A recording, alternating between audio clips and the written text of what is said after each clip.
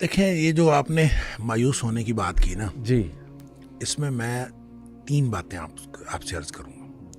سب سے پہلی بات تو یہ ہے کہ سورہ زمر کی ایک آیت ہے جس کو مفسرین کا خیال یہ ہے کہ قرآن پاک کی سب سے زیادہ امید افزا آیت، یعنی اس سے بڑی کوئی امید افزا آیت اور ہو نہیں سکتی جتنی یہ آیت. اور وہ کیا ہے؟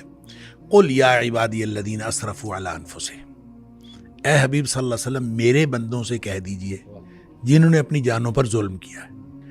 اب دیکھیں اس میں طرز تخاطب بھی عجیب ہے اللہ تعالیٰ کی طرف سے، سبحان اللہ، میرے بندوں سے. اب انہوں نے اپنی جانوں پر ظلم کیا ہے، وہ گناہ کیے بیٹھے ہیں، اور اللہ تعالیٰ فرماتا ہے میرے بندے ہیں.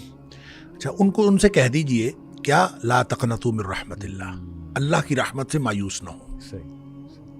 کیوں نہ مایوس ہوں؟ ان اللہ یغفر الذنوب جميعا، اللہ تعالیٰ سارے کے سارے گناہ معاف کر دے گا. کیوں معاف کر دے گا؟ انہ هو الغفور الرحیم،